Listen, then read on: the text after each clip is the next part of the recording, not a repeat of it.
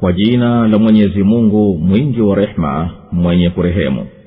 Hakika wamefanikiwa waumini ambao ni wanyenyekevu katika sala zao, na ambao hujiepusha na mambo ya upuzi, na ambao wanatoa zaka, na ambao wanazilinda tupu zao, isipokuwa kwa wake zao au kwa iliyowamiliki mikono yao ya kulia, kwani hao si wenye kulaumiwa. Lakini anayetaka kinyume cha haya, basi hao ndio warukao mipaka, na ambao wanazitimiza amana zao na ahadi zao, na ambao sala zao wanazihifadhi. Hao ndio warithi ambao watairithi pepo ya Firdausi, wadumu humo. Na kwa yakini tumemuumba mtu kutokana na asili ya udongo, kisha tukamjalia awe tone ya mbegu ya uzazi katika kalio madhubuti. Kisha tukaiumba tone kuwa damu iliyoganda, na tukaiumba damu kuwa pande la nyama. Kisha tukaliumba pande la nyama kuwa mifupa, na mifupa tukaivika nyama. Kisha tukamfanya kiumbe mwingine. Basi ametukuka Mwenyezi Mungu, mbora wa waumbaji. Kisha hakika nyinyi baada ya hayo mtakufa. Kisha hakika ya nyinyi siku ya kiyama mtafufuliwa. Na kwa yakini tumeziumba juu yenu njia 7, nasi hatukuwa wenye kughafilika na viumbe. Na tumeteremsha kutoka mbinguni maji kwa kiasi, na tukayatuliza katika ardhi, na hakika sisi tunaweza kuyaondoa. Kwa maji hayo tukakufanyieni bustani za mitende na mizabibu, mnapata humo matunda mengi, na katika hayo mnakula. Na mti utokao katika mlima wa Sinai unatoa mafuta na kuwa kitoweo kwa walao. Na hakika mnayo mazingatio makubwa katika nyama hoa. Tunakunywesheni katika vile viliomo matumboni mwao, na nyinyi mnapata katika hao manufaa mengi, na pia mnawala. Na juu yao na juu ya merikebu mnabebwa. Suratul Mu'minun imeteremka Maka. Hii ni sura iliyoteremka Maka. Aya zake ni 118. Imeanza kwa kuthibitisha mafanikio ya waumini, na ikafuatia kueleza sifa zao.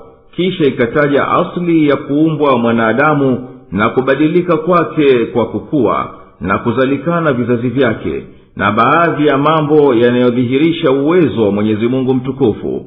Tena zikafuatia hadithi za manabii zinazofanana kwa umoja wa ujumbe na umoja wa binadamu, ijapokuwa watu wangahitalifiana baina ya wanaokubali na wanaokengeuka. Na sura hii imeeleza habari za mwenye kutaka uongofu na mwenye kupotoka, na msimamo wa washirikina mbele ya Nabii sallallahu alaihi wasallama. Tena ikaingia kueleza yanayoonekana ya uwezo wa Mwenyezi Mungu katika hukumu za kumuumba mwanadamu. Na Mwenyezi Mungu subhanahu kaingia kuwauliza watu wamjibu kwa kutumia akili zao za maumbile kwa yanayothibitisha kuwepo kwake na kuthibitisha uungu wake. Kisha sura hii ikaeleza hali za watu itakavyokuwa siku ya kiyama, na kwamba wao watahisabiwa na watafanyiwa uadilifu. Tena sura inahitimisha kubainisha utukufu wake subhanahu wa ta'ala, na kumnabihisha nabii wake aombe maghfira na rehma kutokana na mbora wa wenye kurehemu. Kumethibiti kufanikiwa kwa waumini wanaomwamini Mwenyezi Mungu na waliokuja nayo mitume, na wamefuzu kwa yatakayo. Hao ambao wameambatisha juu ya imani yao vitendo vyema, basi hao katika sala zao humwelekea Mwenyezi Mungu kwa nyoyo zenye kumhofu na kumnyenyekea. Wanahisi unyenyekevu wa mwisho kwake yeye. Hao wanashughulikia mambo ya maana, wanapuuza vitendo na maneno yasiyo na kheri ndani yake. Nao wanashikilia kutoa zaka kuwapa wanaostahiki. Kwa hivyo wanakusanya ibada ya mwili na ibada ya mali, na baina ya kujisafisha nafsi na kuyasafisha mali. Na ambao wanatoa zaka, huu wajibu wa kutoa zaka unapelekea kujenga mashikamano ya umoja baina ya Waislamu, na kutia katika moyo kila mtu kuwa ana jukumu kwa nduguye, anahisi kama anavyohisi yeye, na anaungulika kama anavyoungulika yeye. Kwa hivyo ni wajibu wake kufanya awezavyo kumkinga na balaa za kilimwengu na machungu ya ukosefu. Kwa hivyo fakiri au maskini, hatomchukia tajiri, bali wote watahisi kama ni ukoo mmoja unaosaidiana na wenye kushikamana na kamba ya Mwenyezi Mungu. Wala mwenye deni hakati tamaa kuweza kulipa deni lake lilobakia, ikiwa hana cha kumaliza hilo deni. Wala haianguki chini azma ya mjahidina anayepigana katika njia ya Mwenyezi Mungu kuinusuru dini yake na kukomboa nchi yake kwa sababu ya kukosa mali ya kutimiza makusudio yake. Wala msafiri au mgeni mhitaji aliye mbali na mali yake hakosi wa kumkidhia haja zake kwa kumsaidia mpaka afike kwake. Na juu ya haya, zaka ilikuwa ni njia moja katika njia kubwa uliochukua Uislamu kukombolea mateka na wafungwa na kuondoa utumwa. Na Uislamu umeongeza kutimiza malengo yake ya kijamii kwa ulimwengu mzima, ikatupilia mbali chuki zinazochusha za kidini, na ikatoa ruksa zaka wapewe makafiri, ikihitajia haja kwa kopesha.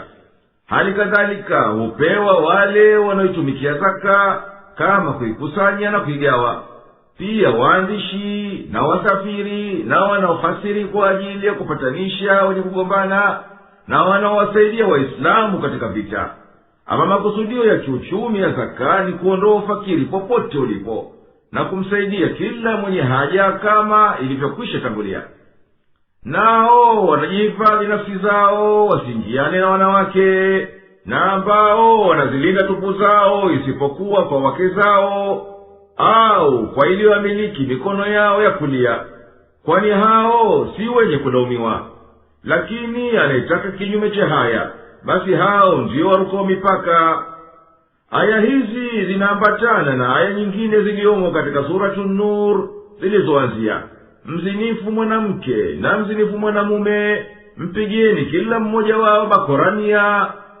Hakika aya hizi tukufu zilizotajwa zinaashiria maovu ya katika umma yanayotokea kwa uzinzi. Ama katika umma ni kuvurugika na saba ya watoto isijulikane. Ama katika siha ni sehemu mbili. Kwanza ni katika mwili, mfano kisonono, tego, AIDS na kadhalika. Kisonono huweza kuzalisha maradhi ya urithi kwa watoto, hata huweza kuleta upofu.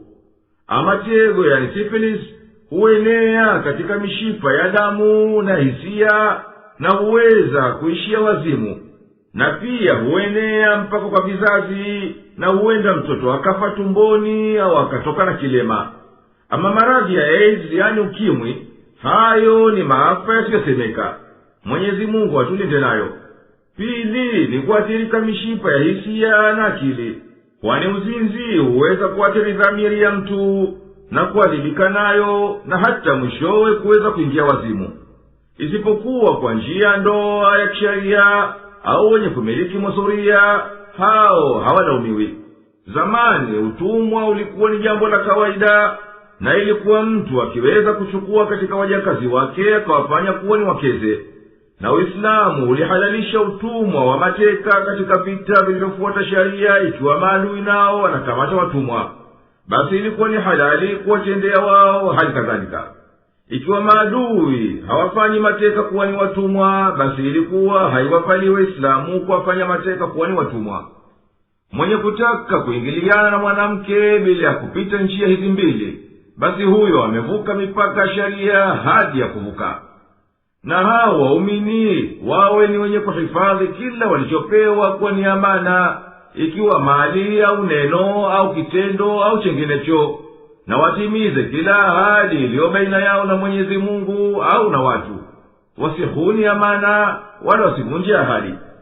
Na wawe wenye kudumisha kutimiza swala kwa nyakati zake na kuzitekeleza kwa nguzo zake na unyenyekevu wake, mpaka yapatikane makusudio yake, nayo ni kuachisha uchafu na maovu. Hawa wenye kusifiwa hivi ndiyo watakaoirithi kheri yote na wataipata siku ya Kiyama. Hawa ndiyo Mwenyezi Mungu atawafadhili kwa kuwapa Firdausi, ndiyo pahala pa juu kabisa huko peponi, wastarehe humo peke yao. Yawapasa watu waangalie asili ya kuumbwa kwao, kwani hiyo ni dalili za kuonyesha uwezo wetu zenye kupelekea kumwamini Mwenyezi Mungu na kuamini kufufuliwa, kwani sisi tumemuumba mtu kutokana na asili ya udongo, kisha tukaumba vizazi vyake, navyo ni kuwa tulimfanya mtu kwanza tone ya mbegu ya uzazi, yani maji yenye kila sifa ya uhai wa mwanzo, tukaiweka kwenye tumbo la uzazi, na hapo ni pahala pa utulivu palipolindwa. Kisha tukaifanya hii mbegu ya manii baada ya kuipandisha na yai la mwanamke kuwa damu, kisha damu tukaigeuza kuwa kipande cha nyama, kisha tukafanya mafupa, na mafupa tukayavika nyama, kisha tukatimiza uumbaji wake mwishowe baada ya kuipulizia roho kuwa kiumbe kingine mbali ili kuanza kumjenga. Shani ya Mwenyezi Mungu imetukuka kwa utukufu wake na uwezo wake. Yeye hana mshabaha wake na yeyote katika kuumba kwake na kutengeza kwake na kuanzisha kwake. Kisha hakika nyinyi wanadamu, baada ya hayo mambo yenu tuliyoyataja, ni wenye kuendea mauti bila shaka yoyote, na kisha nyinyi mtafufuliwa siku ya Kiyama kwa ajili ya kuhesabiwa na kulipwa jaza yenu. Na hakika sisi tumeziumba mbingu 7 zilizonyanyuka juu yenu, ndani yake vipo viumbe ambavyo hatukughafilika navyo, tunavihifadhi na tunaviendesha. Na sisi kabisa hatughafiliki na viumbe vyetu vyote, bali tunavilinda visipotee na kuharibika, na tunavipangia mambo yao yote kwa hikma. Na kwa yakini tumeziumba juu yenu njia 7, nasi hatukuwa wenye kughafilika na viumbe. Hizo njia 7 zilizotajwa katika hiyo aya maana yake ni mbingu 7, na kwamba hizo si mbingu moja, na Mwenyezi Mungu haghafiliki na mbingu hizo na viumbe vilivyomo ndani yake. Na sisi tumeteremsha kutoka mbinguni mvua kwa hikma na kipimo katika umbo lake na kuteremka kwake, na kusahilisha kwa ajili ya manufaa tumejalia ikae juu ya uso wa ardhi na ndani yake chini. Na sisi hakika ni wenye kuweza kuiondoa wasipate kunafika nayo, lakini hatukufanya hayo kwa kukuoneni huruma. Basi mwaminini mwenye kuiumba na kumshukuru. Na tumeteremsha kutoka mbinguni maji kwa kiasi, na tukayatuliza katika ardhi, na hakika sisi tunaweza kuyaondoa. Aya hii tukufu inaashiria maana ya kisayansi yenye kuhusu mzunguko wa maji katika ardhi. Yajulikana kuwa mvuke unaopaa kutoka baharini hupelekea kufanyika mawingu ambayo ndiyo huteremsha mvua, na hivyo ndiyo chanzo cha maji matamu juu ya uso wa ardhi, na ndiyo chombo cha msingi cha uhai wa ardhini. Kutokana na mvua ndiyo huzuka mito inayozua uhai katika sehemu kame zisiyopitikiwa na mvua.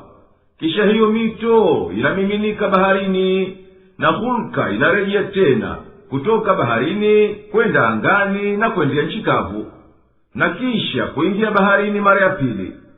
Isipokuwa baadhi ya hayo maji ya mvua yanatulia na yanazama kuhifadhika katika mahodhi ya chini ya ardhi, yakawekeka kwa muda mrefu.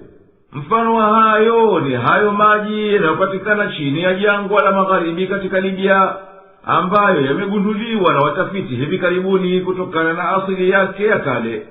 Na huenda maji kama haya yaliyohifadhika chini yakapatwa na mabadiliko ya joto wanayoyaita wataalamu wa elimu ya tabaka za ardhi, yani jioloji, kuwa ni mikondo ya jiolojia, ikenda hiyo na maji mpaka pahala pengine pakavu, ikaleta uhai baada ya kuwa ni maiti.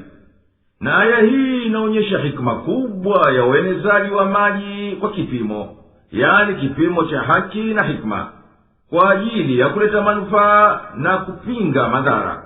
Na tena maana nyingine ya aya tukufu ni kufahamisha pendavyo mwenye kuumba aliyetukuka, navyo ni kujalia yawepo maji ya kiasi maalum katika bahari za ulimwengu kutosha kuwepo mizani ya joto la kufaa katika sayari hii, na ili isiwepo hitilafu kubwa mno baina ya joto na siku za joto na baridi ya siku za baridi, hata ikawa ni muhali kubakia uhai kama ilivyo katika sayari nyingine na katika mwezi. Kadhalika maji ya ardhi yanateremka kwa kiasi maalum, hayazidi yakafunika ardhi yote, wala hayatimbiki sana hata yasipatikane hata kidogo kunyoshea baadhi ya nchi kavu. Kwa haya maji tunakuumbieni mabustani ya mitende na mizabibu yenye matunda mengi kwa ajili yenu, na katika haya nyinyi mnakula. Na tumekuumbieni mti wa zaituni unaoota katika jimbo la mlima wa Sinai. Katika matunda yake yanapatikana mafuta yanayokufaeni, na hizo zaituni ni kitoweo cha chakula kwa wanaokula. Na mti utokao katika mlima wa Sinai unatoa mafuta na kuwa kitoweo kwa walao. Aya hii tukufu inathibitisha kuwa mti wa zaituni ni miongoni mwa neema alizomneemesha Mwenyezi Mungu binadamu, na ambazo baadhi yake zimetajwa katika aya zilizotangulia. Na la kuongeza kwenye aya hii ni kuwa mzaituni ni miongoni mwa miti ambao inayoishi muda mrefu sana, zaidi ya mamia miaka. Kwa hivyo hauhitaji juhudi kubwa kwa mtu, bali huendelea kuzaa wenyewe mfululizo.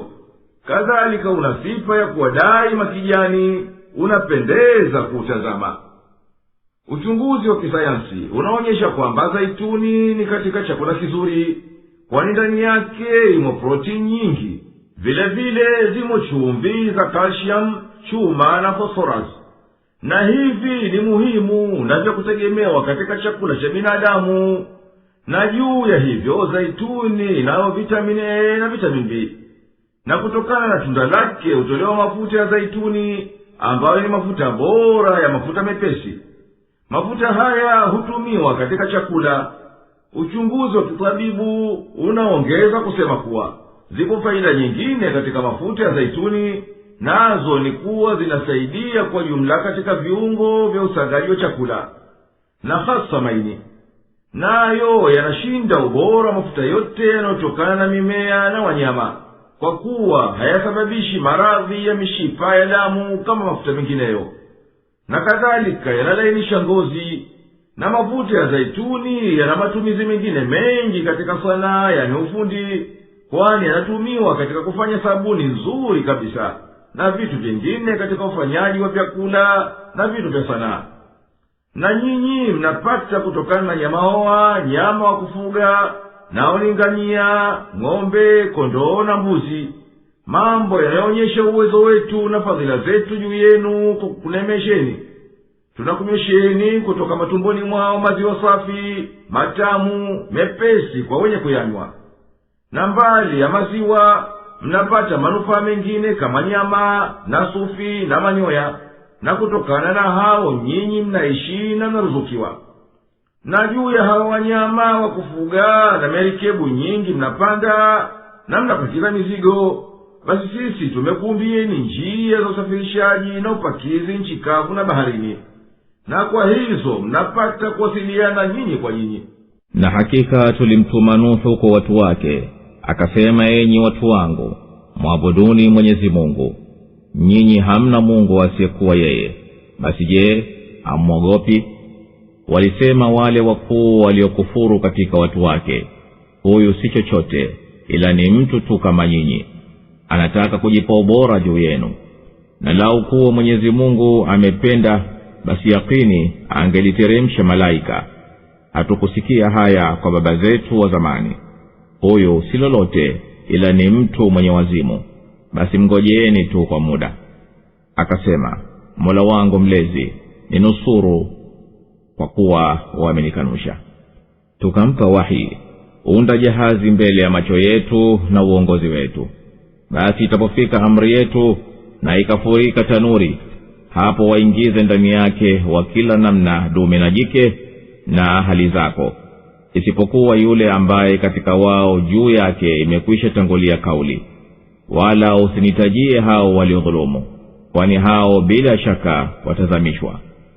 Basi utakapotulia wewe na walio pamoja nawe humo merikebuni, sema alhamdulillah, sifa zote njema ni za Mwenyezi Mungu aliyetuokoa na watu madhalim. Nasema, Mola wangu mlezi, niteremshe mteremsho wenye baraka, na wewe ni mbora wa wateremshaji. Hakika katika hayo yapo mazingatio, na kwa yakini sisi ni wenye kuwafanyia mtihani.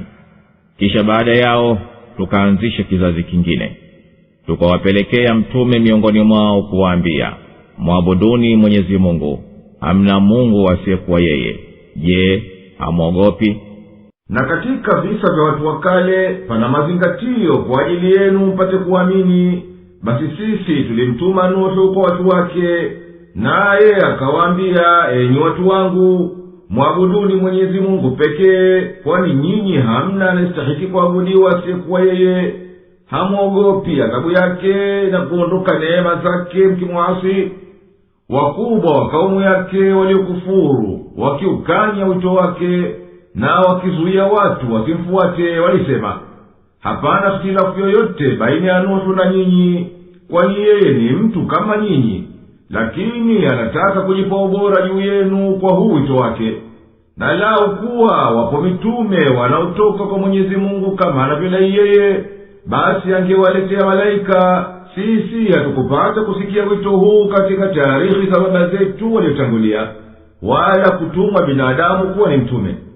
Huyu si chochote ila ni mtu mwenye wazimu, na kwa hivyo wakasema, ngojeni na mstahamilieni mpaka ukashifike wazimu wake au kufike kuangamia kwake.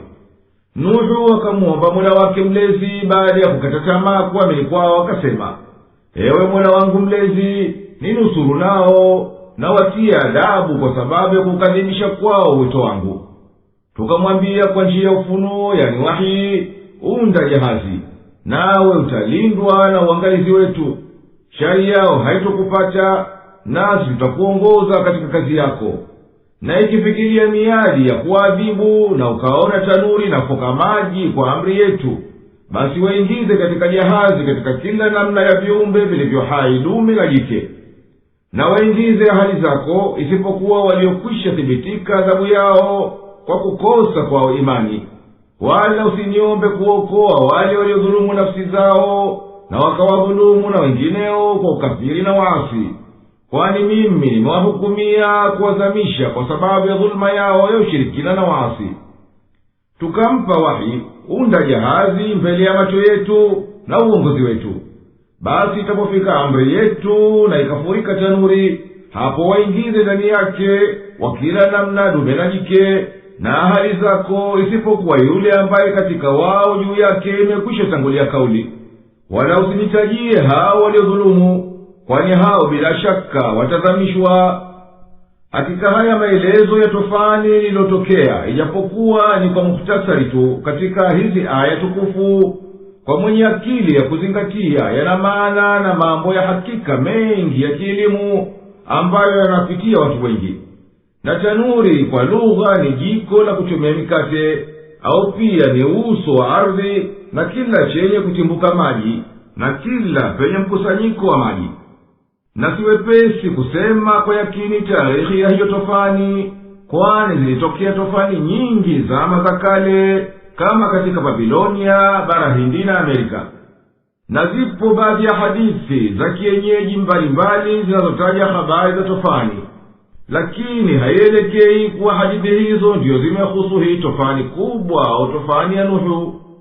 Uchunguzi umethibitisha na pia zimeonekana tofani nyingi ulimwenguni, na tofani ya mwisho ya ulimwengu mzima ilikuwa sababu yake ni kumalizika kipindi cha barafu cha mwisho na kuyayuka barafu nyingi ya kaskazini kabisa na kusini kabisa kwa dunia. Na sisi hatujui kwa yakini lini mizani iligeuka na tanuri ikafurika, yani uso wa ardhi, kwa kupanda kwa ghafla kwa hiyo na kuyayuka barafu, hata yakapanda juu maji ya bahari na ya kumwagika maji.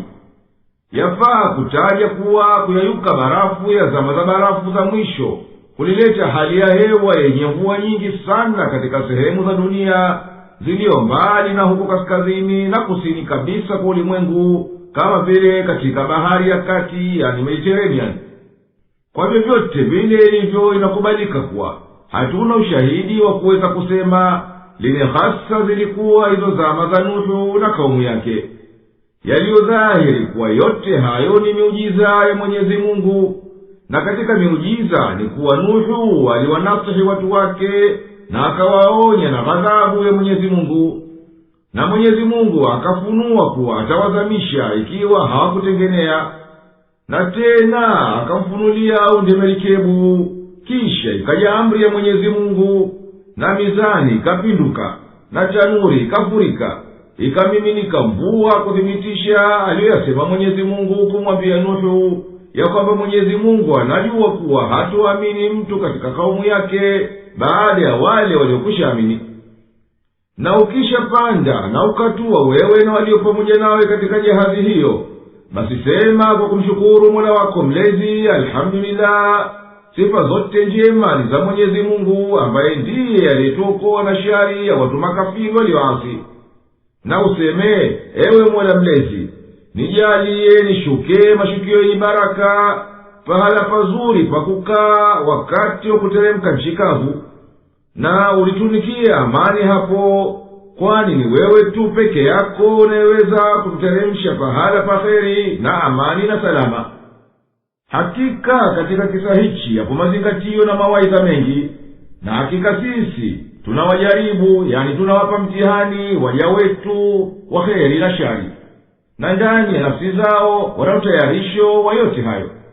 Tena baada ya kaumu ya Nuhu tukaumba namna ya watu wengine, na wao ni Adi.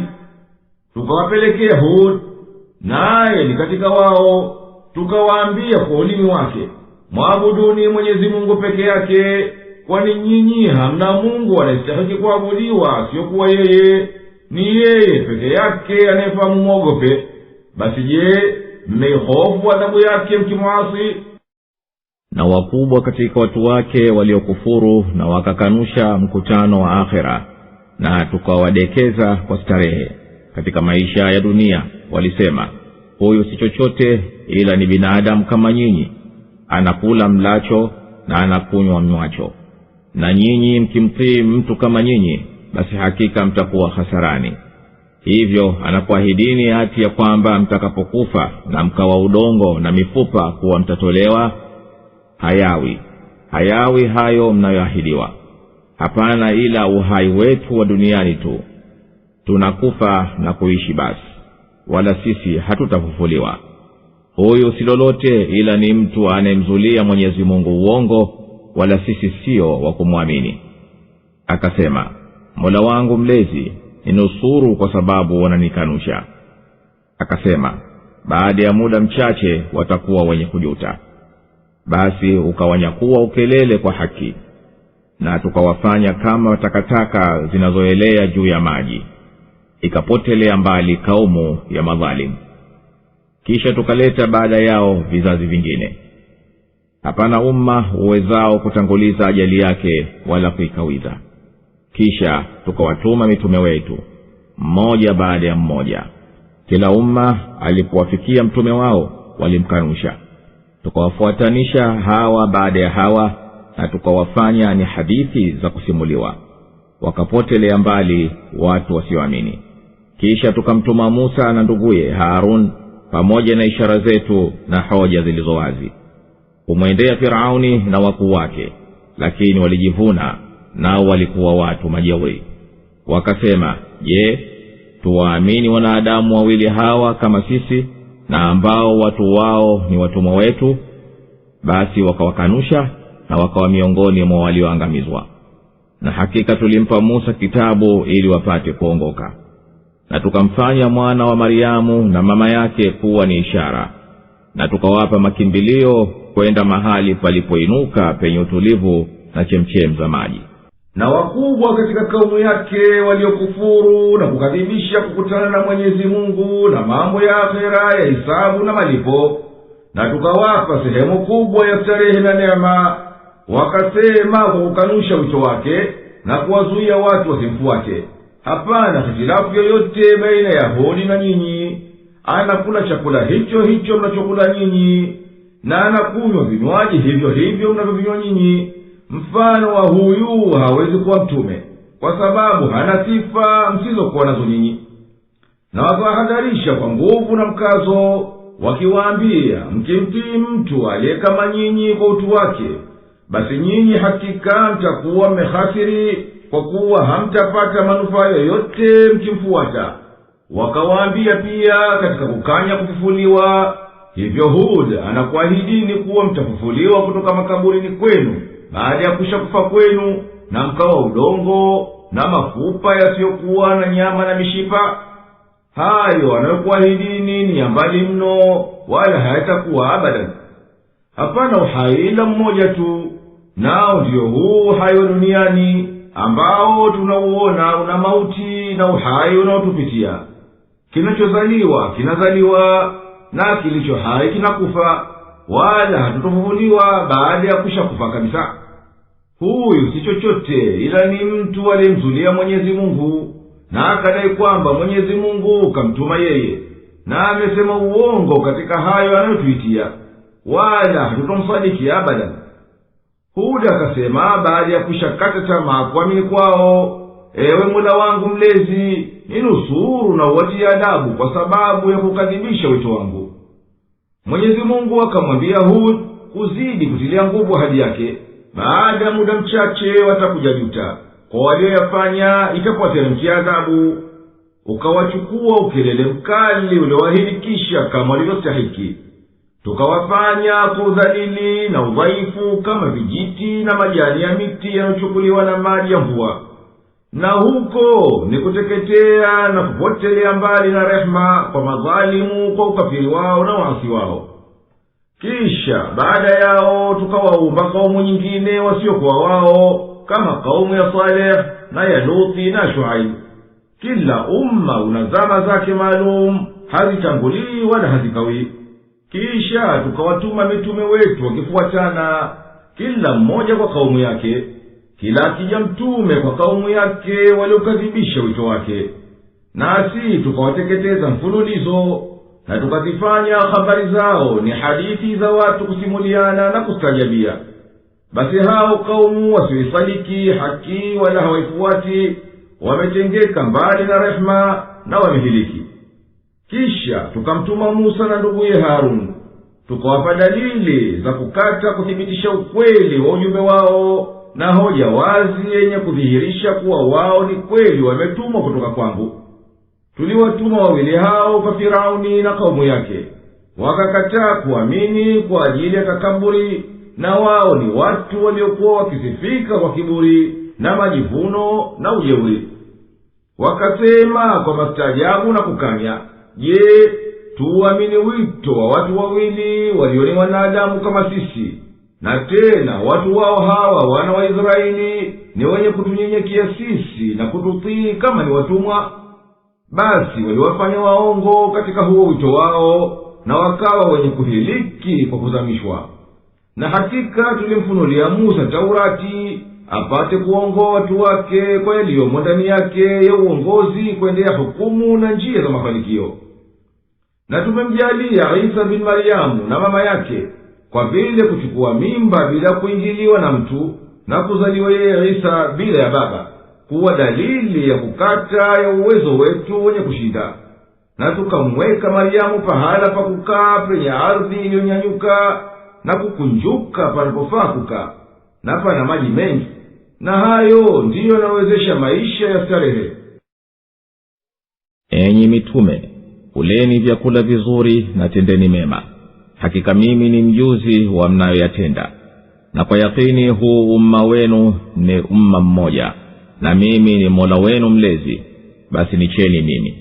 Lakini walikatiana jambo lao mapande mbalimbali, kila kundi likifurahia kwa walionayo.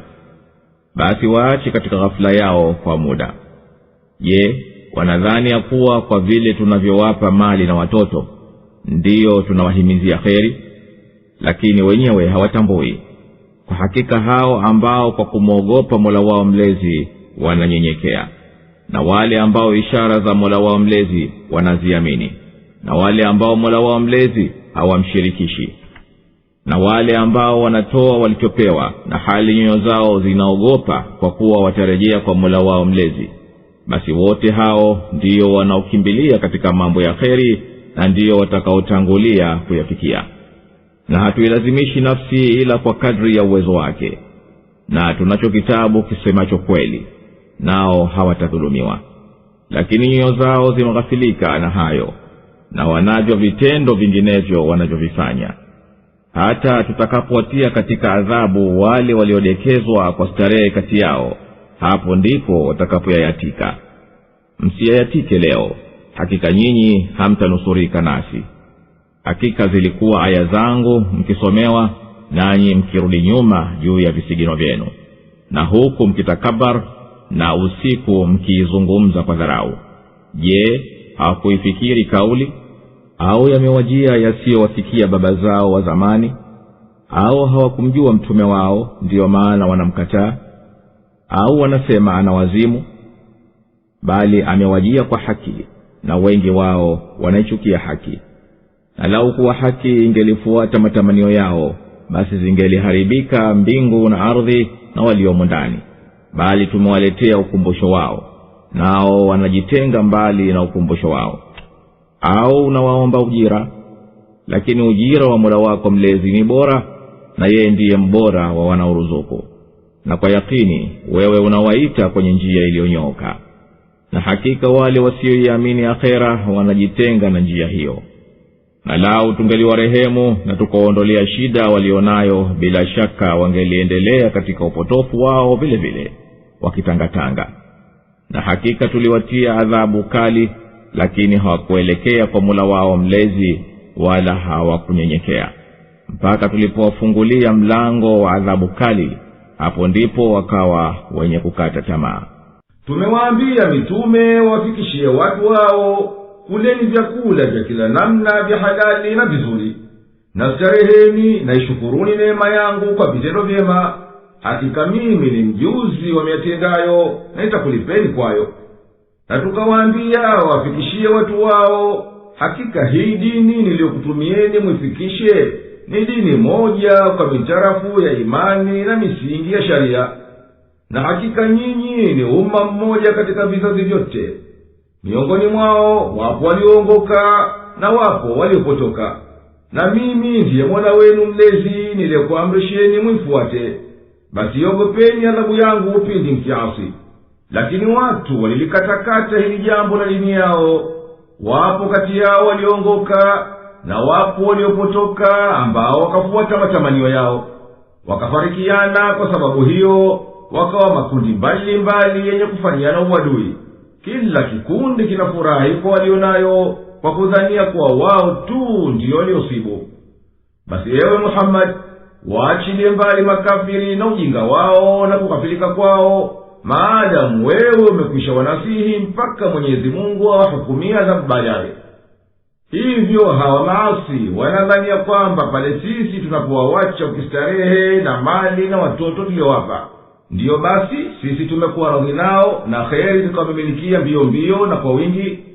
Hao ni kama wanyama, hawatambui kwa kuwa hawazitumia akili zao.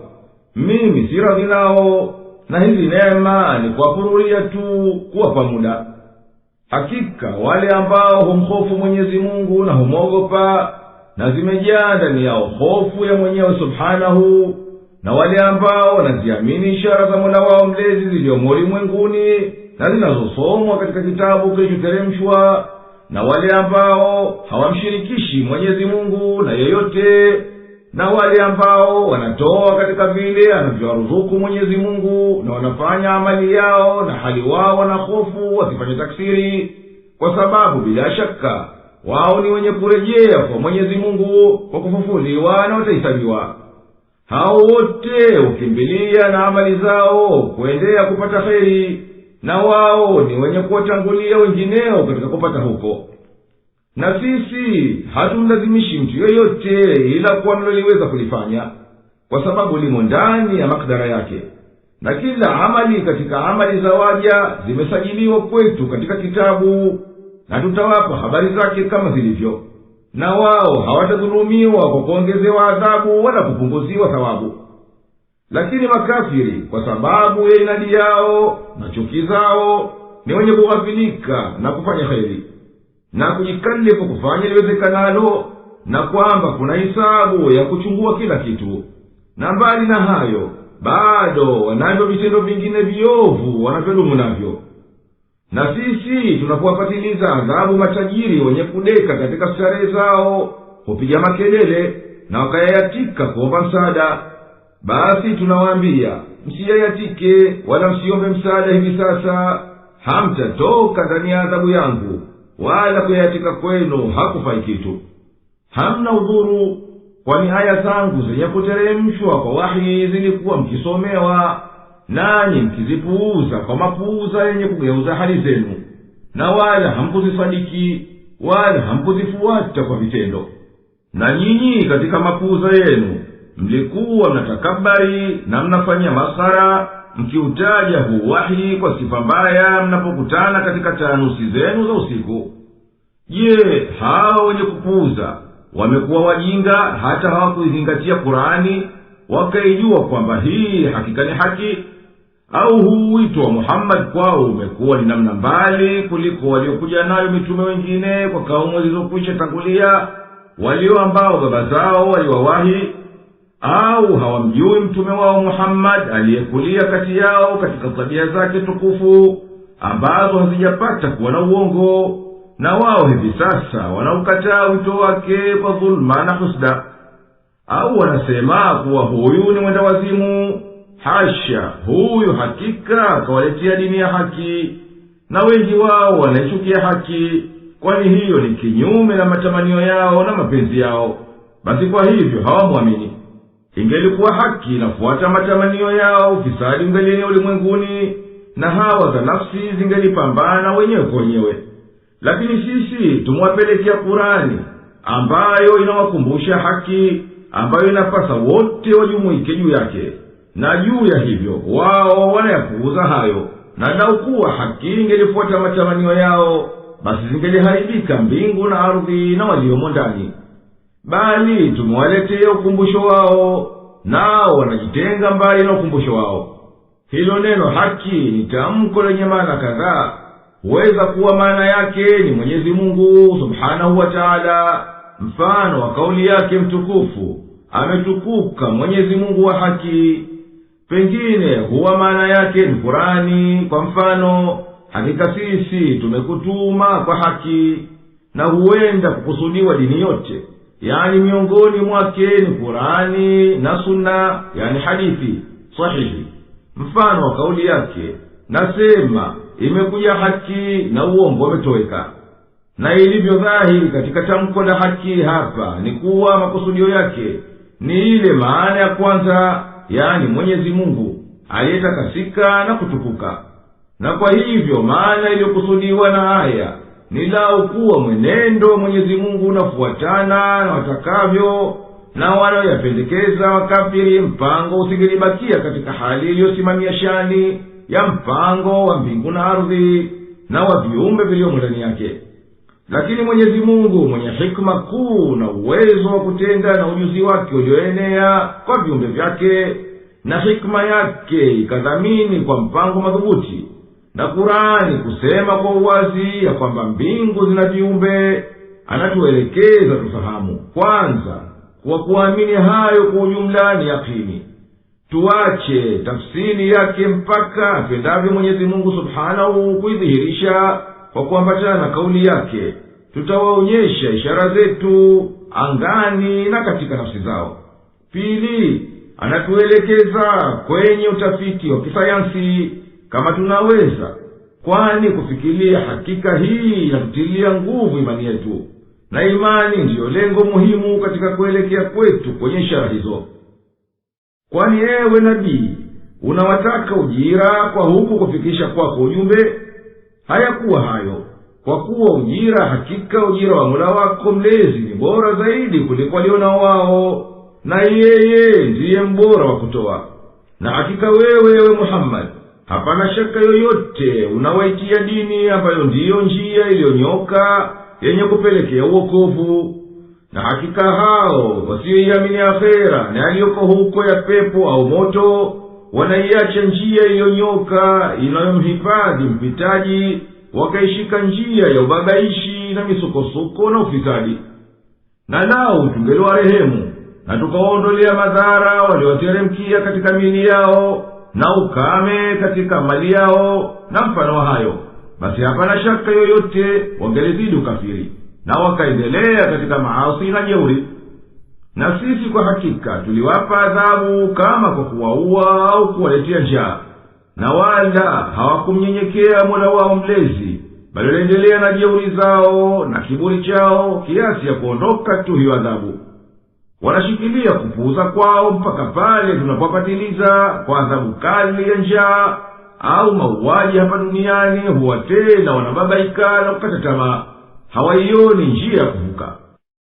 Na yeye ndiye aliyekuumbieni kusikia na kuona na nyoyo za kufahamu, ni kuchache mno kushukuru kwenu. Na yeye ndiye aliyekuenezeni katika ardhi, na kwake yeye mtakusanywa. Na yeye ndiye anayehuisha na kufisha, na yake yeye mabadiliko ya usiku na mchana. Basi je, hamfahamu? Bali wanasema kama walivyosema watu wa kwanza. Walisema, je, tukishakufa tukawa udongo na mifupa ndiyo tutafufuliwa? Tuliahidiwa haya sisi na baba zetu zamani. Hayakuwa haya ila ni visa vya uongo vya watu wa zamani. Sema, ni ya nani ardhi na viliomo ndani yake kama nyinyi mnajua? Watasema, ni vya Mwenyezi Mungu. Sema, basi je, hamkumbuki? Sema, ni nani Mola mlezi wa mbingu 7 na Mola mlezi wa arshi kuu? Watasema, ni vya Mwenyezi Mungu. Sema, basi je, hamwogopi? Sema, ni nani mkononi mwake umo ufalme wa kila kitu, naye ndiye anayelinda wala hakilindwi asichotaka, kama mnajua? Watasema, ni wa Mwenyezi Mungu. Sema, basi vipi mnadanganyika? Bali tumewaletea haki, na kwa yakini hao ni waongo. Mwenyezi Mungu hana mwana yeyote, wala hanaye Mungu mwingine. Ingekuwa hivyo, basi kila Mungu angelichukua alivyoumba, na baadhi yao wangeliwashinda wengine. Mwenyezi Mungu ameepukana na sifa wanazomsifu. Mjuzi wa siri na dhahir, na ametukuka juu ya hayo wanayomshirikisha nayo. Na yawaje mkamkufuri Mwenyezi Mungu, na hali ni yeye ndiye aliyekuumbieni usikizi mkaisikia haki, aliyekupeni uwezo wa kuona mkauona ulimwengu na viliomo ndani yake, na akakupeni akili mzingatie kwayo utukufu wake mpate kuamini. Hakika nyinyi hamumshukuru mwenye kuumba vyote hivyo kwa imani na utiifu, ila kwa uchache tu, nao ni uchache mno. Na yeye ndiye aliyekuumbeni duniani, na kwake yeye peke yake ndiyo mtarejeshwa siku ya kiyama kwa ajili ya malipo. Na yeye ndiye anayehuisha na kufisha, na kwa amri yake na sharia zake ndiyo usiku na mchana zinapitishana, na kukhitalifiana kwazo kwa urefu na ufupi. Hamzingatii hiyo kuwa ni dalili ya uwezo wake, na kupasa kumwamini yeye na kuamini kufufuliwa. Na yeye ndiye anayehuisha na kufisha, na yake yeye mabadiliko ya usiku na mchana. Basi je, hamfahamu? Aya zenye kutaja usiku na mchana zimekuja mwahala mwingi katika Kurani tukufu, na haya yanaonyesha kuwa Mwenyezi Mungu wa haki aliyetakasika na kutukuka anawakumbusha waja wake kwa ishara hii ya uumbaji. Na kwa kuwa yamo maana ya ndani inawapelekea wenye kufikiri wazidi kuzingatia na kuchungua, na kukhitilifiana usiku na mchana kunatokana na pande mbili kubwa. Kwanza, kukhitilifiana kwa wakati, urefu na ufupi, na pili, kukhitilifiana kwa dhahiri ya tabia na isiyoonekana. Kwanza, khitilafu kwa nyakati. Mchana ni kipindi cha wakati baina ya kudhihiri nche ya jua na inapopotea upeo wa macho, pale linapoonekana kwa jicho kama linagusa uso ardhi. Na ilivyokuwa kwa hakika pale pahali pake pa kuzama jua sipo hapo upeo wa macho, bali tunaona tu hivyo, kwa kuwa miale inayotokana na jua inapinda inapopita katika matabaka ya anga mpaka inapofikiria kwenye jicho la mtazamaji. Na yeye akaliona jua kama lipo huko upeo wa macho. Lilo kweli ni kuwa kuzama huku kuko chini kuliko upeo wa macho kwa kadiri ya dakika 35 kwa kipimo cha mduara. Na usiku ni kipindi cha kutimiliza wakati wa mchana mpaka kitimilie kipindi cha mzunguko wa ardhi juu ya nafsi yake kutoka magharibi kwenda mashariki. Na baina ya usiku na mchana vipo vipindi viwili, navyo vya magharibi na mapambazuko. Na kipindi cha mchana kinakhitilifiana kwa mujibu wa hali ya uwazi wa pahala na musimu wa mwaka. hali kadhalika kipindi cha usiku kinahitilifiana hivyo hivyo kwa kufuatana haya, na nyakati za sala na saumu zinawekwa kufuatana na matulio ya jua huko pewa macho. Pili, hitilafu katika yanayodhihiri katika tabia. Na madhahiri haya ni ya namna nyingi, na yanazalikana kutokana na mchanganyiko ya miale ya jua inayoonekana na isiyoonekana, na vitu vilivyobeba nguvu za umeme, pamoja na vifuniko vya anga na nyuso za bahari na majangwa na kadhalika. Kadhalika yapo mambo ya kuonekana kama kupatwa kwa jua na mwezi, na nyota zenye kufanya mkia, nyota za dasturi, na nyota ziendazo na mawingu meupe, na nyota zinazoanguka, na ambazo hufumbwa na ukali wa anga la jua kuonekana mchana, ilhali usiku huonekana wazi. Na muhimu kabisa katika yanayoonekana kuwa ni hitilafu baina ya usiku na mchana ni huu mwangaza wa mchana, na sababu yake ni kuwa miale inayotoka kwenye jua inapopiga juu ya funiko la anga, ambalo kwa hakika ni sehemu ndogo ndogo zenye chembe ndogo mno za vumbi. Hizo hurejesha mwangaza na kutawanya pande mbalimbali. Ikiwa hali ya anga ni safi na vile vichembe vya vumbi ni vidogo sana, na jua likopewa macho, basi rangi inayoenea zaidi na inayoonekana kwa macho zaidi inakuwa ya kibuluu. Ama wakati wa kuchomoza jua au kuchwa, basi mbingu huonekana na rangi ya machungwa yenye kupiga wekundu, na mwanga wa kibuluu unatawanyika. Kwa hivyo mbingu tosini huelekea kuwa kibuluu hafifu.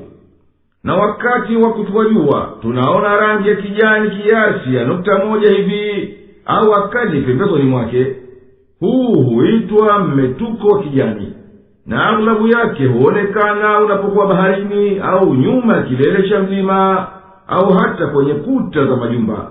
Na asili ya kuonekana hivi ni kwa ajili ya kugeuka na kutawanyika miale ya jua, hata ikatoa rangi mbalimbali katika hizo kijani. Muktasari wa haya ni kuwa miale ya jua ina rangi zinazoonekana na zisizoonekana, na zinahitilifiana kwa urefu wa mawimbi yake na kufuata kwake sifa hiyo. Kwa hivyo ndiyo tunaona kwa migongano hiyo mwangaza wa mchana, mazigazi yani sarabi, upinde wa mvua, na rangi za aina mbalimbali zinazozunguka jua na mengineyo katika ishara za mbinguni za ulimwengu tuonao. Na linapopotea jua jioni, mbingu inaonekana kwa rangi mbalimbali kwa sababu ya kuparaganyika mwangaza katika matabaka ya anga la juu. Na kila jua likiteremka unapungua mwangaza wa jioni, na linapungua zile rangi zake za tabia mpaka likifikiria daraja ya duara 18.5, mbingu inakuwa kiza. Na wataalamu wa nyakati wameweka kuwa huu ndiyo wakati wa kuambiwa kuwa usiku umekuwa giza, na kwa hivyo ndiyo wakati wa kuadhimia swala ya Isha. Na wakati huo hasa ndiyo huanza mwangaza wa nyota kama sura ya mnara wa sukari, na tako lake liko upeo wa magharibi. Na hivyo huendelea katika masiku safi ya siku za baridi mpaka kilele cha ile kon au makhrut, yani sura ya mnara wa sukari, kifikia utosini. Na katikati ya usiku hudhihiri rangi ya kuchomoza jua kidogo kidogo wakati wa mapambazuko kwanza, kama kilele cha ile kon au makhrut. Kilele chake hicho huzidi kupanda, na tako lake hutanuka kwenye upeo wa mashariki mpaka inapodhihiri alfajiri, yani linapokuwa jua liko chini ya upeo wa macho kwa mashariki kwa kadiri ya daraja 18.5 za duara. Na hapo ndiyo wakati wa kuadhiniwa sala ya alfajiri. Na rangi za mapambazuko huanza kudhihiri kwa taratibu, kinyume na zile za kuchwea jua magharibi. Na imedhihiri karibuni kuwa jua lina kifuniko chembamba kimetanda angani, takriban kimekaribia kufunika anga lote la ardhi. Kifuniko hichi chembamba ndicho kinachosababisha kuleta rangi mbalimbali za katika anga. Mambo haya mbalimbali ambayo tumeyataja kama ni mifano isiyo na ukomo, imetuonyesha vipi mbingu inavyokuwa pindi ikiwa hapana mawingu, wala hapana pepo za mchanga, kwani hapo tena huwa ni kiza. Na ikiwa mawingu yamebeba matone ya maji ya mvua, basi hayo hupambana na miale ya jua na hufanyika kama huo upinde wa mvua katika hali maalum. Na ikiwa mawingu yenyewe ni ya namna fulani ambayo yanabeba maji yaliyoganda, yani crystals, yani kristali zenye pande 6, basi maji hayo huingiana na miale ya jua, na hiyo miale huvunjika ndani ya hayo maji kama mwangaza upitavyo katika kigae cha thuraya, yani prism. Kisha mwangaza huo ukatoka nje kwa rangi mbalimbali, na katika hali fulani ndiyo hutokea rangi nzuri nzuri kulizunguka jua. Na wakati wa weusi wa usiku utaziona nyota kama kwamba zipo karibu nasi, na kwa hakika hizo ziko mbali kwa masafa makubwa sana, na kukisiwa kwa miaka na miaka ya mwendo wa mwanga. Vile vile tunaona katika anga hili nyota na sayari na nyota mkia na vimondo kama kwamba zipo karibu. Utadhani kuwa hitilafu ya masafa imeondoka kabisa. Na haya ndiyo yanatupelekea tutambue maana iliyofichikana kauli ya Mwenyezi Mungu mtukufu. Na tumeifanya mbingu kama dari iliyohifadhiwa, nao wamezipuuza ishara zetu. Kama tulivyokwishaeleza kuwa juu ya miale inayotokana na jua kuna miale inayotokana na vitu vingine vya eneo la jua vyenye nishati ya nguvu na vyenye kubeba nguvu za umeme. Kadhalika inatokana na hizo miale iliyo juu ya zambarau, ultraviolet rays. Vitu hivi na miale hii inapambana na matabaka ya anga la juu na huathirika kwa mvuto wa sumaku kuizunguka dunia. Kwa hivyo hulitibua anga la kaskazini na kusini, na huleta kiza katika mbingu ya kaskazini kama kwamba ni pazia, kuzuia mianga yenye rangi nzuri nzuri za kijani zenye kumili kwenye wekundu na kibuluu. Sura hizi hubaki pengine muda wa saa kadhaa katika mbingu ya kaskazini, na zaidi waweza kuziona masiku kadhaa wa kadhaa linapokuwa jua linashtadi. Mapazia haya si kama unayaona kaskazini tu, bali hata pia katikati ya dunia. Na katika mbingu vipo vibebaji nguvu za umeme katika mawingu na anga, ambavyo huzalikana kutokana navyo radi na mimemetuko katika anga la juu. Mambo yote haya yanaonekana ambayo tunashuhudia, yanatupelekea tufahamu maana ya ndani ya kauli yake subhanahu wa ta'ala. Hakika katika kuumbwa kwa mbingu na ardhi na kukhitalifiana usiku na mchana pana ishara kwa wenye akili. Kutokana na yaliyopita kwa mambo ya dhahiri ya maumbile, inabainikana kwamba haya yanakuwa kwa sababu ambazo hayumkini mwanadamu kuingilia ndani yake. Na hakika ni Mwenyezi Mungu aliyetukuka shani yake ndiye mwenye kuleta hizo ikhtilafu za usiku na mchana. Wala hawezi binadamu kabisa siku yoyote kuweza kugeuza usiku wala mchana. Na yeye Mwenyezi Mungu aliyetukuka shani yake ndiye anayezifuatanisha usiku na mchana kwa mizani madhubuti na vipimo barabara, na anaendesha siku zote mwaka ingia mwaka toka. Hawakuizingatia hayo, bali waliwafuata wakanushaji waliokwisha tangulia, wakasema kama walivyosema hao. Katika kukanusha kwao kufufuliwa, walisema hivyo sisi tutafufuliwa baada ya kushageuka mchanga na mifupa. Sisi tuliahidiwa haya, na pia baba zetu waliahidiwa hayo hayo hapo zamani. Haya si chochote ila ni ahadi za uongo walizobuni watu wa zamani. Ewe Muhammad, waambie, ni nani aliyemiliki ardhi na viliomo ndani yake, tangu watu mpaka viumbe vyote? Kama nyinyi mna ujuzi nijibuni. Watakiri kwa ardhi ni ya Mwenyezi Mungu. Basi hapo tena waambie, hamkumbuki kwa mwenye kumiliki hayo ndiye anayefaa kuabudiwa peke yake? Waambie tena, ni nani Mola mlezi wa mbingu 7 na Mola mlezi wa arshi kuu, yani kiti kikuu cha enzi? Watakiri kuwa huyo ni Mwenyezi Mungu. Basi waambie, je, hamuogopi matokeo ushirikina wenu na ukafiri wenu na kumwasi kwenu mwenye kuumbaji huu wote mkubwa? Waambie vile vile, nani mwenye ufalme wa kila kitu mikononi mwake, na mwenye madaraka siyo na ukomo katika kila kitu, na ambaye ndiye kwa uweza wake analinda kila kitu, wala hayamkiniki yeyote kumlinda yeyote na adhabu yake. Kama nyinyi mnayejua jawabu, basi nijibuni. Watakiri kuwa hakika huyo ni Mwenyezi Mungu. Waambie, basi huwaje mkadanganyika kwa pumbao na kuchochewa na mashetani, na mkaacha utiifu wa Mwenyezi Mungu? Hakika sisi tumewabainishia haki kwa ndimi za mitume, na wao ni waongo katika kila jambo linalokhitilafu na haki hii. Mwenyezi Mungu hakumchukua yeyote kuwa ni mwanawe, yeye ametakasika na hayo, wala hana mshirika. Angelikuwa na mshirika, basi kila mmoja wao angejipa madaraka ya pekee kwa alivyoviumba, na vikawa ndiyo milki yake, na wangeligombana wenyewe kwa wenyewe kama wanavyoonekana wafalme wanavyofanya, na ulimwengu ungelifitidika kwa mizozano hiyo. Basi Mwenyezi Mungu ametakasika na hayo wayasemayo washirikina, yanayokwenda kinyume na haki. Na yeye amevizunguka vitu vyote kwa kuvijua, anajua tusiyoyaona tunayoyaona. Mwenyezi Mungu ametakasika na hayo wanayomnasibisha nayo makafiri, kuwa ati anawashirika.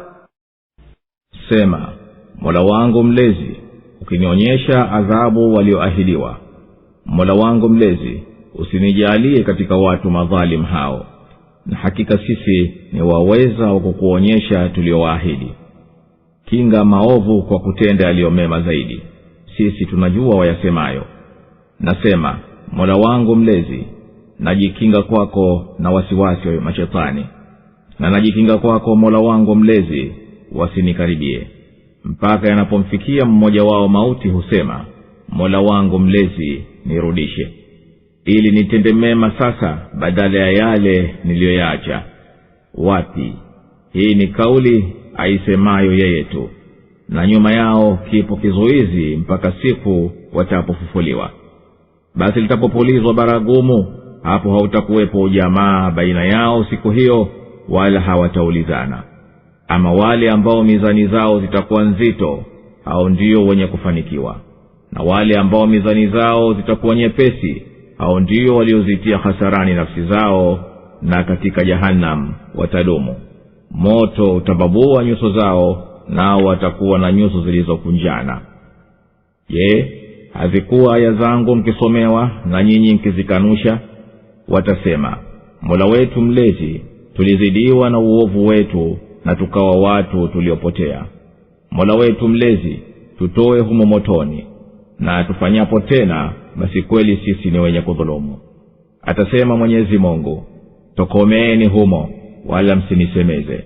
Bila shaka lilikuwapo kundi katika waja wangu likisema, Mola wetu mlezi, tumeamini, basi tusamehe na uturehemu, nawe ndiwe mbora wa wanaorehemu. Lakini nyinyi mliwakejeli hata wakakusahaulisheni kunikumbuka, na mlikuwa mkiwacheka. Hakika mimi leo nimewalipa kwa vile walivyosubiri. Bila shaka hao ndio wenye kufuzu. Atasema, mlikaa muda gani katika ardhi kwa hisabu ya miaka? Watasema, tulikaa siku moja au sehemu ya siku. Basi waulize wanaoweka hesabu. Atasema, nyinyi hamkukaa huko duniani ila kidogo, laiti ingelikuwa mnajua. Je, mlidhani ya kwamba tulikuumbeni bure, na ya kwamba nyinyi kwetu hamtarudishwa? Ametukuka Mwenyezi Mungu, mfalme wa haki, hapana Mungu ila yeye, Mola mlezi wa arshi tukufu. Na anayemuomba pamoja na Mwenyezi Mungu Mungu mwinginewe, hana ushahidi wa hili. Basi bila shaka hisabu yake iko kwa Mola wake mlezi. Kwa hakika makafiri hawafanikiwi. Nawe sema, Mola wangu mlezi, samehe na urehemu, nawe ni mbora wa wanaorehemu. Ewe nabii, sema, ukiwateremshia adhabu uliowaahidi hapa duniani, nami nipo pamoja nao, basi nakuomba usinifanye mwenye kuadhibiwa pamoja na makafiri waasi. Na sisi tunaweza kwa utimilivu kukuonyesha adhabu tuliowaahidi ikiwateremkia. Basi wewe tuwa ujue kuwa tutashinda. Wewe endelea na wito wako, na ukabili uovu wao kwa vitendo vilivyo vizuri, kama kusamehe au vinginevyo. na sisi tunajua vyema wanakutaja vipi wewe, na wanavyousema kwa ubaya huo wito wako kwa uovu na uzushi, na sisi tutawalipa kwa hayo. Nawe sema, ewe Mola mlezi, najilinda kwako na wasiwasi wa mashetani wasiniingilie katika nafsi yangu kwa vitendo visivyokupendeza. Na ewe Mola mlezi, najilinda kwako wasiwe nami katika kitendo chochote, ili kitendo hicho kiwe kimetakasika, safi kwa ajili ya ridhaa yako tukufu. Wanaendelea kuwakanusha mpaka utapofika wakati wa kufa. Mmoja wao hujuta na akasema, ewe Mola wangu mlezi, nirudishe duniani ili nipate kufanya amali njema katika mali au wakati nilioacha. Wala ombi lake haitokubaliwa, kwani haya ni maneno anayasema bila faida, hayakubaliwi. Na pindi akikubaliwa hatotenda kitu, na juu ya yote hatorudi kabisa, kwani mauti ni kizuizi baina yao na hayo wanayotamani mpaka Mwenyezi Mungu atapowafufua. Ukifika wakati wa kufufuliwa, tutawafufua kutoka makaburini kwao, na hayo ni kwa mfano wa kupulizwa tarumbeta. Watafufuka nao wamefarikiana, hapana mtu utamfaa ujamaa wake na fulani. Ujamaa Kiswahili maana yake mahusiano ya nasaba, siyo sosialisti. Wala hapana mtu atayemuomba mtu kitu cha kumfaa, kwani kila mmoja wao siku hiyo atakuwa akashughulika na lake. Amali, yani vitendo, ndiyo mizani ya kupimia. Mwenye imani nzuri na vitendo vyema atakuwa na uzito katika mizani ya Mwenyezi Mungu. Hao ndiyo waliofuzu. Na asiyekuwa na thawabu au vitendo vyenye uzito mbele ya Mwenyezi Mungu, hao ndiyo waliozihasiri nafsi zao kwa kuziuza kwa shetani, nao wataadhibiwa motoni wadumu humo. Moto utawababua nyuso zao, nazo zitakuwa zimekunjana kwa uovu wa mwisho wao. Mwenyezi Mungu anawakemea na anawaambia, aya zangu zilizokuwa zinateremshwa zilikuwa mkisomewa duniani, nanyi mkizikadhibisha. Watasema nao wanakiri makosa yao, ewe Mola wetu mlezi, maasi yetu yalikuwa mengi, ndiyo yakatupatia mashaka, na tukawa wenye kupotea, tukaiacha njia ya sawa. Na watasema, Mola wetu mlezi, tutoe motoni na uturejeshe duniani. Basi tukirudi tena kwenye ukafiri na waasi, basi tutakuwa kweli ni wenye kujidhulumu nafsi zetu. Na Mwenyezi Mungu atawaambia kwa kuwadharau na kuwabeza, kaeni humo kwa madhila na unyonge, wala msiseme nami kabisa. Mimi sikukudhulumuni, bali nyinyi mmejidhulumu wenyewe. Kwani waumini wema katika waja wangu walikuwa wakisema duniani, ewe Mola wetu mlezi, tumeamini, basi tukufirie na uturehemu, na wewe ndiwe mbora wanaorehemu. Na nyinyi daima mlikuwa mkiwafanya maskhara, mpaka maskhara yenu yakakusahaulisheni kunikumbuka mimi na kuniabudu mimi. Basi hamkuamini wala hamkutii, nanyi mlikuwa mkiwacheka kwa kejeli. Hakika mimi hii leo nimewalipa wao kwa mafanikio, kwa kuwa waliyavumilia maskhara yenu na maudhi yenu. Mwenyezi Mungu atawaambia makafiri, mliishi miaka mingapi huko duniani? Watasema kwa kuyaona mafupi maisha yao kwa adhabu wanayoikuta, tuliishi muda wa siku moja au baadhi ya siku hivi.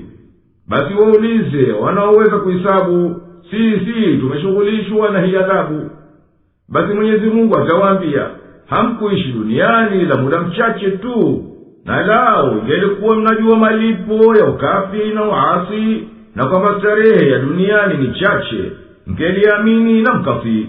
Je, mlidhani kuwa tulikuumbeni bila hikma ndiyo mkafanya ufisadi katika ardhi, na mkadhani kuwa hamtafufuliwa mpate kulipwa? Utukufu ni wa Mwenyezi Mungu peke yake, na yeye ndiye mwenye kumiliki ufalme wote. Hapana mwenye kuabudiwa kwa haki isipokuwa yeye, na yeye ndiye mwenye arshi tukufu. Na mwenye kumwabudu Mungu mwingine pamoja na Mwenyezi Mungu hana ushahidi wa kumfanya huyo astahiki kuabudiwa. Hakika Mwenyezi Mungu atampa adhabu kwa ushirikina wake bila shaka yoyote.